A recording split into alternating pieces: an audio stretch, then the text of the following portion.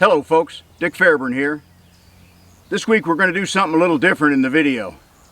I dug out my old cowboy action shooting garb in honor of a tour I took in Wyoming recently, back to the end of the Outlaw Trail, the hole in the wall, the hideout of Butch and Sundance back in the day. If you want to see this trip and hear from the historian who led it, stay tuned.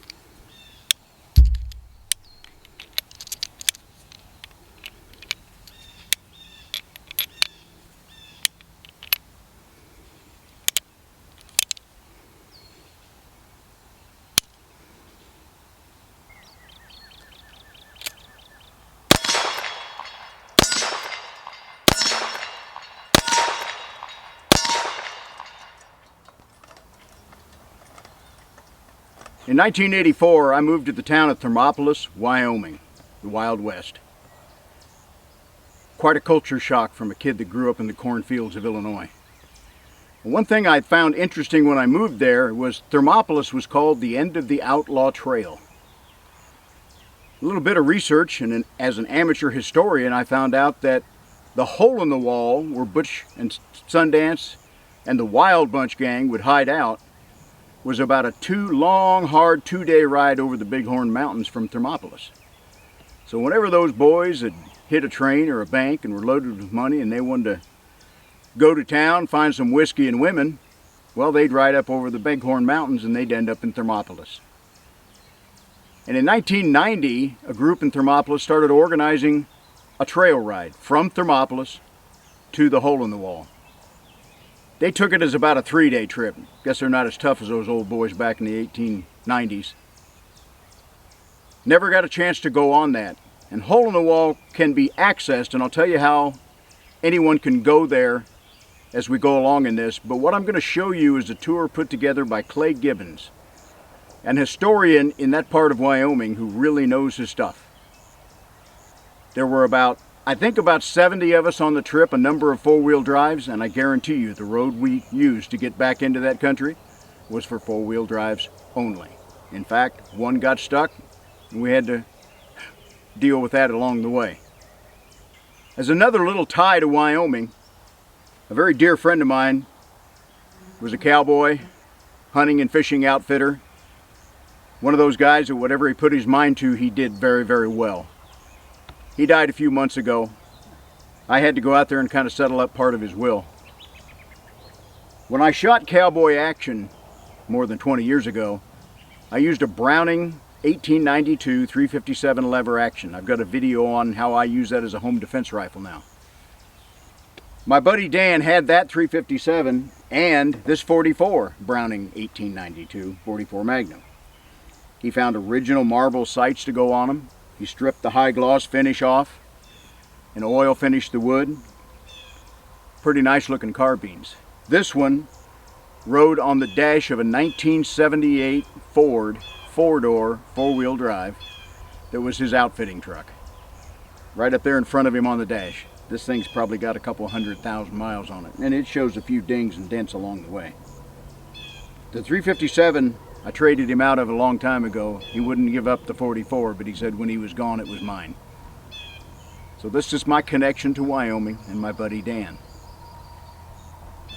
A number of years ago, he was passing through, and as Dan was sometimes wont to do, he was in need of a little money. And there were certain guns that stuck with him all of his life. He had a .270 Winchester bolt action that killed trainloads of elk and deer. That old .44 he would never give up, and a couple of revolvers as well. But along the way, he had acquired a third-generation Colt single-action Army and .44 Special. .44 Special will work in both of these weapons, so I got a match set. He needed money. I've always been a sucker for a good Colt, so I bought it from him, and now I've got a match set. If I ever decide to do cowboy action shooting again, I'll be shooting .44s. The hole-in-the-wall tour that I went on started in Thermopolis, Wyoming. Another group of people started further north. I believe it was in Grable. And they met us at the gate to the county road that leads to Hole-in-the-Wall. So the two groups joined up there with Clay as the leader. And the first 10 miles or so is a 2-track road. Believe me, not an improved road at all. It's a 2-track road that ends in a section of Bureau of Land Management land. Now you go through some gates, but they're not locked. You can open the gates. Anyone's able to access that county road to the end of the trail at the BLM land. From there, they have a marked trail that will take you to Hole-in-the-Wall, and you can take about a 3-mile hike in and climb to the top of it if you want. Now, a lot of people, and probably myself included, we thought maybe Hole-in-the-Wall was like a big cave that these guys hid out in. It was not at all. In fact, there's another location not too awfully far from there that's called Outlaw Caves, but that was not Hole-in-the-Wall. The Hole-in-the-Wall is a red sandstone rim that runs roughly north and south on the southeast corner of the Bighorn Mountains in Wyoming.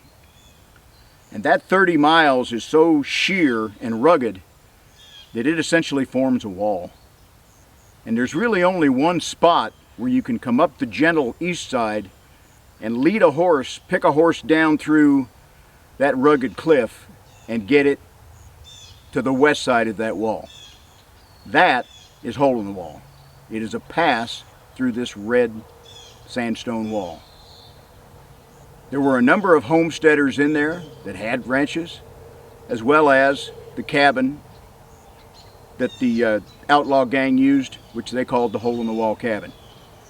There were originally 3 or 4 of those cabins, and one of them was torn down and completely restored in Old Trail Town, which is a really neat tourist place on the west side of Cody, Wyoming. A guy by the name of Bob Edgar and some other guys they'd found a number of original cabins around the state of Wyoming, and they were able to secure those cabins, take them down, reassemble them, and show you the actual way these people lived out there. So one of the Hole-in-the-Wall cabins still exists. It's just in Cody, Wyoming now, not in the Bighorn Mountains. So we left from Thermopolis, went through the Wind River Canyon. If you've never been through there, that's another fantastic scenic area. Hit the town of Shoshone and headed east. Now, between Shoshone and Casper, Wyoming is what I call 99 miles of dead jackrabbits. There are 4 or 5 little wide spot towns in there. None of them are really inhabited anymore to any major extent except Powder River. Although I think a couple of them do have a post office of sorts. Little town of Waltman, we turned north through a tinier town of Arminto, and from there we headed north and west to the Natrona County road that leads into Hole-in-the-Wall. At several stops along the way, Clay Gibbons would gather us together, tell us things that had happened there, show us Indian trails, teepee rings from where they used to make their camps. And the first major stop was at the Hole-in-the-Wall Fight Monument, which Clay arranged to have built a number of years ago. I'll let him tell you some about that fight. Now, I'm not going to give you all of the cool cowboy history and lore that he talked about. I'm just kind of whet your appetite. Clay does these at least one a year. He would like to do more. I think the fee is fairly reasonable. We paid $60 a piece to go on this tour, and we had to bring our own lunch. But very few people can honestly say they've been to Hole-in-the-Wall. And if you've ever seen the Butch and Sundance movie, and you like Western guns, you like cowboy shooting, it all ties together. I think all of us are probably historians. So let's start on the gravel road that leads us where we're going, and I'll give you a look at what's in Hole in the Wall.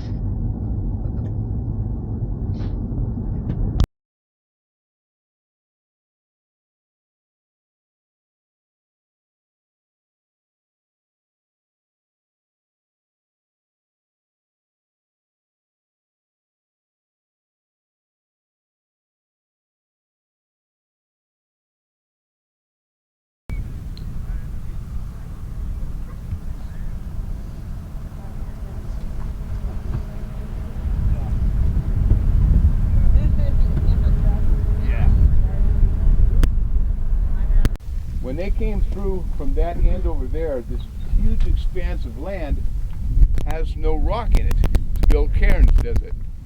So how would they describe where they need to go when they got into this? They had to make marks that would be very, very obvious from back there. If you look off to your side here and behind you, you'll see we walked right past them, we parked right next to them. But right over here, you'll see these rock mounds. See where those people are walking? All the way through there, those were all rock cairns that the Indians had put up to mark their way. So they've been piled there. Dr. George Frisson is a dear friend of mine, he passed away now, but he said these are 1,500 years old.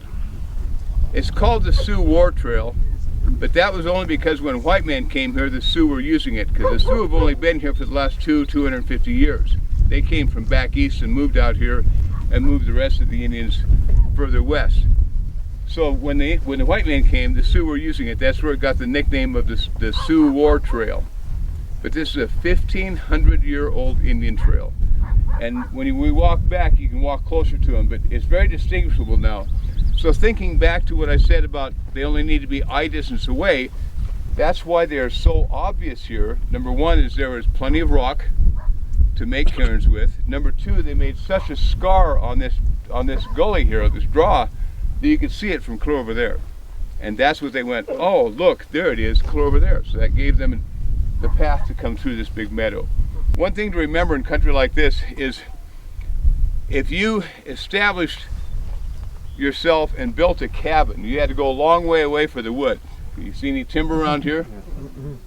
Clear the heck up there, right?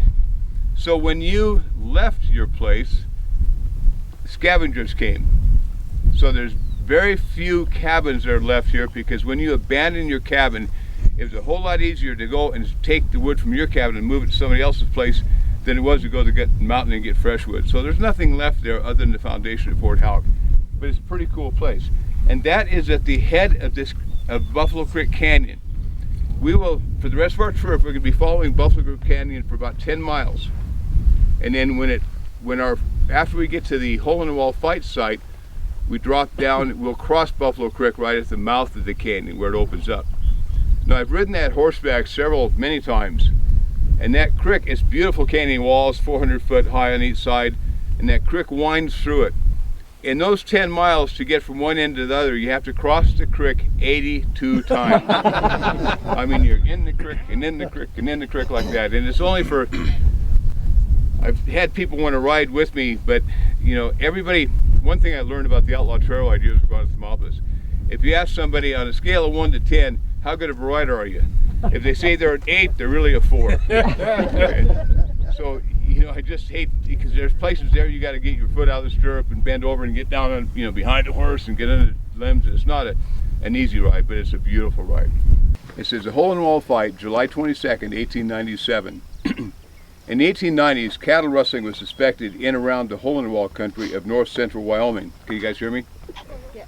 In 1897, Bob Devine of the CY Cattle Company, that's out of Casper, that's where the CY Avenue got its name, the CY Carey. He was, Joseph Carey, I think it was in the legislature and a senator and whatnot. He's a big important guy. Of the CY Cattle Company planned a roundup of this area to gather stock belonging to various ranch outfits. He was warned to stay out. On July 22nd, 1897, Devine, Joe LaForce, do you guys recognize the name Joe LaForce? Famous stock detective. He's the one that got the confession from Tom Horn, that got Tom Horn hanged. Joe LaForce is in a lot of the different stories I've done research on. In fact, I've just recently did a lot of research on the book Banditti of the Plains, and maybe today, if we have time, I'll tell you about a little bit about that. In the searching for that most rare and historic book in Wyoming's history, I found all of them that exist in libraries and museums in the United States. I'm getting off on a tangent now, again, honey. Anyway, I found one of them belonged to Joe LaForce, had the signature twice in the book. Joe LaForce, a stock detective, and other cowboys entered the hole-in-the-wall country through the Bar Sea Gap, which is north of here, and headed south, passing by the hole-in-the-wall cabin. Bob and Al Smith, members of the hole-in-the-wall gang, and Bob Taylor happened upon them at this site. There was animosity between Bob Devine and Bob Smith, and tension was in the air. Devine asked if they had seen any CY cattle, and Smith replied, "Not a damn one." Believing Devine's hand to be gripping his gun, Smith pulled his six-shooter, and the fight was on. Shots were fired, horses were pitching, and the dust flew. When the smoke cleared, Bob Smith lay on the ground with a bullet through his back. Devine's horse had been killed, and he and his son Lee had been wounded. Al Smith escaped after the gun had been shot from his hand. Bob Smith was taken to the hole-in-the-wall cabin and died the next morning. Bob Taylor was captured, taken to the Natrona County Jail, and later released. Shortly after, Devine led a contingency of heavily armed men and 2 deputies to the hole-in-the-wall and drove several hundred head of cattle out. They were watched closely by a number of armed men, but were not bothered. I've got a really great picture of the cabin with a man standing out here and a horse grazing. That'll show you here in a little bit when we're done talking here and we kind of move out of the way. I traced it down to find out exactly where the photographer took that picture, and I put a pile of rocks there. So I put a pile of rocks there, and if you want, after we're done, it's really fun to stand there on that pile of rocks, and I'll hold this picture up to show you what it looked like. And you can just match up this tree, you can match up this hill and that big red rim, everything matches perfectly. And you can take a picture, then when I take it down, you can take a picture, and just go click, and then click, and you can put them both together. And the Digger Show, when I did that for them, they did a really cool job of showing the picture of the cabin, and then just, it faded right into what's there today. Or it was vice versa, one way or another, but it's really cool because you see what it looks like now, and all of a sudden the cabin appears. And when you see a picture and line it up like that, it just makes it all more real. You know, we can talk about something being here, but when you see a picture and realize that's exactly where it was, all of a sudden it comes to life and you realize, wow, this really was it. This country on the east side of the Bighorn Mountains was settled back in the 1870s and 80s. And it's mostly settled and taken up with rich Scottish interests. Okay, overseas, England, Scotland, these guys came over here and they saw all this grass, no fences, and it's just an easy way to make money. Bring cattle in, fatten them up, and sell them. The problem was these rich Scottish people didn't know a damn thing about the cattle business. All they knew is that they invested something. If they have something in the spring, they should have the same amount in the fall, right? They knew all this kind of stuff, but they really didn't understand the cattle business. So they hired cowboys to do that. They hired ranch managers, and one of the larger outfits was the Powder River Cattle Association, and the biggest name in that one was Morton Fruin. And Morton Fruin was a Scottish man, and he had what they called Fruin's Castle, a very nice cabin just east of KC, out there on the Powder River. And he had a ranch manager by the name of Fred Hess. And his brand was a 76 brand. And it's kind of interesting that Fred Hess in later years started his old, well, not a whole lot later, actually when he was still employed by Morton Fruin, he started his own ranch also. And his own ranch was called the Old 28. So Fruin's brand was a 76, and Hess's brand was a 28. Running iron. And you can visualize changing a 76 brand into a 28 brand, because that's what they did. Do you guys know what a running iron is? Right, the cattle, when the guys who go out there and wrestle cattle, they carry like a cinch ring with them. And you never wanted to get caught with a spare cinch ring in your saddle blanket or your saddlebags or anything, because then it kind of showed what you're up to, right? But they'd start a fire when they found a maverick calf or a slick calf. A slick calf is a calf that doesn't have brand on it, or any size animal. A yearling doesn't have brand on it. Everybody knows what, you've heard the term maverick before, right? When most of us hear the term maverick, we think of a guy that marches to the beat of a different drum, right? Out there a little bit different, doing everything a little different than everybody else. But what a maverick meant in these days was an unbranded calf or an unbranded yearling. So the way Maverick got its name, in fact, the Stockbroker Association even passed what they called the Maverick laws. If you found a calf out there that was not branded, the stockbroker said, no, you can't claim that, well, you really could. You can put your own brand on it and it is your calf, right? The only thing is, you want to make dang sure that calf is weaned. Because if you put your brand on a calf that was still sucking its mom, and that calf with your brand was sucking a cow that had somebody else's brand on it, you're going to get hung. Okay, that's proof that you'd stolen that calf, right? So, anyway, the way the term maverick came from in the first place, it meant an unbranded calf. Excuse me, the maverick laws that the stockbrokers put in said any unbranded calf belongs to the Stockbroker Association, is to be gathered up and sold. If its rightful owner is found, will remit the money. Typically, they kept it for their own coffers, right? Back in the southern Texas on the Rio Grande River, there was a huge island out there with the Rio Grande Split. That island was big enough that a man had his own ranch on that entire island. His name was Sam Maverick. Now everybody else branded to show identification of their cattle. Sam didn't, because he didn't have to, because his cattle were isolated on this island, right? So Sam didn't brand his cows. One year the Rio Grande got low and his cattle started crossing the river and got on the mainland.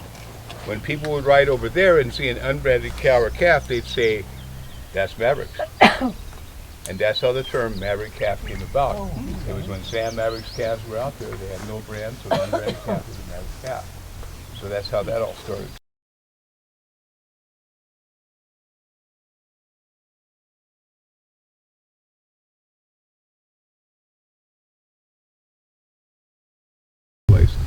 But this is one of the safe hideouts that the hole-in-the-wall came to, the hole-in-the-wall gang. Because I think you understand now how darn hard it is to get here and how much country you can hide out in here. And when they had the Wilcox train robbery, do you remember the Butch, Cassidy, Sundance Kid movie? Some of you that are old enough? Remember when they blew up the train?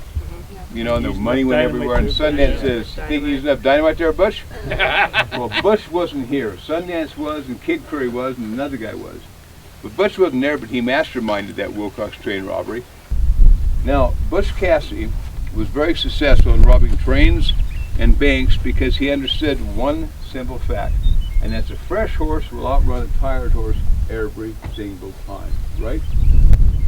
So here's what he would do. When he would pull a job, he always knew where he was going to pull it, and he always knew where he was going after he pulled the job, the robbery, right? So you could take a horse rob and ride the hell out of him for maybe 15 miles and then he's going to be shot. So about 15 miles away, he'd have fresh horses stashed. So he knew where he was going. So fresh, fast horses were very important to him. He knew good horse flesh. Now when you're on a posse, there's two things you don't know when you're in a posse. Number one, you don't know where you're going. You haven't got a clue, right? Because you're following the tracks of the people you're chasing. So you have no way to plan where you're going, and you don't know how long you're going to be gone. So you're kind of, you know, at the mercy. You don't know how much grub to pack. So if Butch would take off, he'd get 15 miles, he'd unsaddle his horses, saddle up fresh horses and take off. The posse would catch up. Their horses were just as tired as Butch's horses, but they didn't have any fresh horses to get on. And this was very successful, and Butch was very, very good at that, until they started a wider use of the telegraph, and then they started telegraphing the marshal or the sheriff, you know, and the next county up, and saying they're headed that way, and then they could start trying to catch them at the pass and whatnot. Our last stop of the day was to drive to the base of the hole-in-the-wall cliffs for those who wanted to climb to the top and see what there was to see on the other side. He'd set a time limit, and I knew that probably I would not make that time limit up and back because I'd have to stop a few times to catch my breath. So I was content to just climb to the bottom and watch the others scramble up through the cliffs. He told us he'd call us back with a gunshot, like he had on another location. So he mentioned to my wife that, gee, I guess he better go get his pistol out of the truck, clear at the other end of the parking area, and signal the people to come. So she loaned him her concealed carry pistol, and that was the shot that called us back. This is a very fascinating trip. It's not necessarily an easy trip. There's some pretty rugged four-wheel drive trail. It's going to be muddy. It's going to be dusty. It's going to be dry. You need to bring your lunch, and I would say bring more drinks than you anticipate, along with a couple of bag chairs to have a nice seat while you're having lunch at the hole-in-the-wall cabin site. Scenery's tremendous. Clay's narrations were fascinating. It's a very rich experience. I'm going to put Clay's card here at the end. Feel free to contact him. Anyone who thinks they're going to come from out of state that may not have a four-wheel drive, I assure you there will be plenty of people there with four-wheel drives that would welcome you to jump in the back seat, throw your gear in the back of their outfit, and go on the trip with them. Friendly people in friendly country. I hope you enjoyed this video. I enjoyed taking the trip, and I enjoyed putting this video together. Stay safe out there.